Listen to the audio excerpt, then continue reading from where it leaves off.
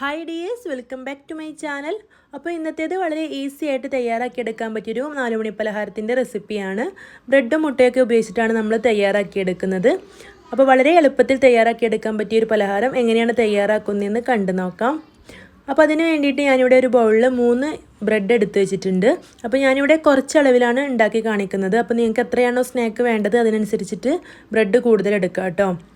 ഇനി ഇതിലേക്ക് ഒരു മുട്ടയാണ് പൊട്ടിച്ച് ഒഴിച്ചു കൊടുക്കുന്നത്. അപ്പോൾ ഇനി നിങ്ങൾ ബ്രെഡ് കൂടുതൽ അളവിൽ ഉപയോഗിച്ചാലും മുട്ടയുടെ എണ്ണം കൂട്ടൊന്നും വേണ്ട കേട്ടോ. ഒരു മുട്ട വെച്ചിട്ട് തന്നെ നമുക്ക് എത്ര ബ്രെഡ് വെച്ചിട്ടും ഇത് തയ്യാറാക്കിയെടുക്കാൻ പറ്റും.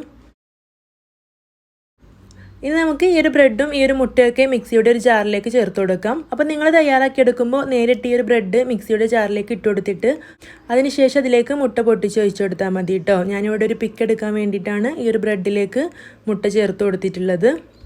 അപ്പോൾ ഇത് ഇവിടെ മിക്സിയുടെ ജാറിലേക്ക് ഇട്ട് കൊടുത്തിട്ടുണ്ട്.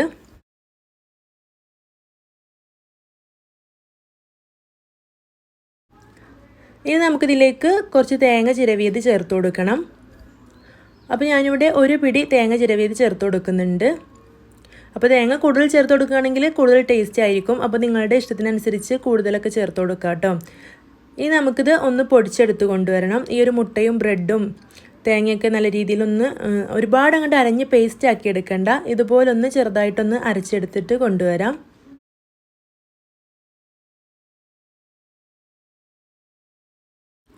അപ്പോൾ ഇതിവിടെ ഇതുപോലെ ചെറുതായിട്ടൊന്ന് അരച്ചെടുത്തിട്ട് കൊണ്ടുവന്നിട്ടുണ്ട്.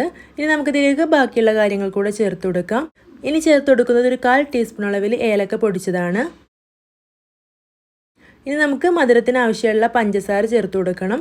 അപ്പോൾ ബ്രെഡിൻ്റെ ഒരു ചെറിയൊരു മധുരം ഇതിലുണ്ടാവും കേട്ടോ. അതിനനുസരിച്ച് കുറച്ച് പഞ്ചസാര ചേർത്ത് കൊടുത്താൽ മതി. അപ്പോൾ ഞാനിവിടെ ഒരു 2 ടീസ്പൂൺ പഞ്ചസാര ചേർത്ത് കൊടുത്തിട്ടുണ്ട്. ഇനി നമുക്ക് ഇതെല്ലാം കൂടെ നമ്മൾ ചപ്പാത്തി മാവൊക്കെ കുഴച്ചെടുക്കുന്ന രീതിയിലൊന്ന് കുഴച്ചെടുക്കാം. അപ്പോൾ നല്ലപോലെ ഒന്ന് കുഴച്ച് സോഫ്റ്റ് ആക്കി എടുക്കുക.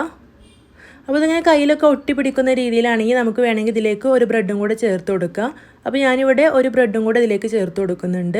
അപ്പോൾ ഈ ഒരു ബ്രെഡ് പൊടിച്ചിട്ട് ചേർത്ത് കൊടുക്കേണ്ട ആവശ്യമൊന്നുമില്ല. ഇതുപോലെ ഒന്നിങ്ങനെ പിച്ചി ഇട്ട് കൊടുത്താൽ മതി.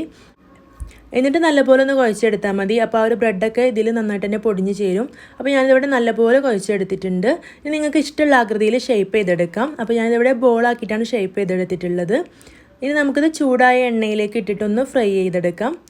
അപ്പോൾ ഒരു മീഡിയം ടു ഹൈ ഫ്ലെയിമിൽ വെച്ചിട്ട് ഇളക്കി കൊടുത്തിട്ടൊന്ന് ഫ്രൈ ചെയ്തെടുത്താൽ മതി. ഒരുപാട് സമയമൊന്നും ഫ്രൈ ചെയ്തെടുക്കണ്ട. കുറച്ച് സമയമൊന്ന് തിരിച്ചും മറിച്ചൊക്കെ ഇട്ട് കൊടുത്തിട്ട് എല്ലാ വശവും ഒന്ന് ബ്രൗൺ നിറാക്കി എടുത്താൽ മതിയാവും. അപ്പോൾ ബ്രെഡും മുട്ടയൊക്കെ ഉപയോഗിച്ചിട്ട് വളരെ ഈസി ആയിട്ട് തയ്യാറാക്കാൻ പറ്റിയ ഒരു സ്നാക്ക് ഇവിടെ റെഡി ആയിട്ടുണ്ട്. അപ്പോൾ എല്ലാവരും ഇത് മക്കൾക്കൊക്കെ തയ്യാറാക്കി കൊടുക്കണം. ഈ വീഡിയോ നിങ്ങൾക്ക് ഇഷ്ടമായിട്ടുണ്ടെങ്കിൽ ലൈക്ക് ചെയ്യാനും ഷെയർ ചെയ്യാനും നിങ്ങളുടെ അഭിപ്രായം കമൻറ്റ് ചെയ്യാനും മറക്കരുത് കേട്ടോ. ചാനൽ സബ്സ്ക്രൈബ് ചെയ്യാതെയാണ് കാണുന്നതെങ്കിൽ ഒന്ന് സബ്സ്ക്രൈബ് ചെയ്തിട്ട് സപ്പോർട്ട് ചെയ്യണം. ഇനി അടുത്ത നല്ല ഈസി വെറൈറ്റി റെസിപ്പീസൊക്കെ ആയിട്ട് നമുക്ക് വീണ്ടും കാണാം. താങ്ക്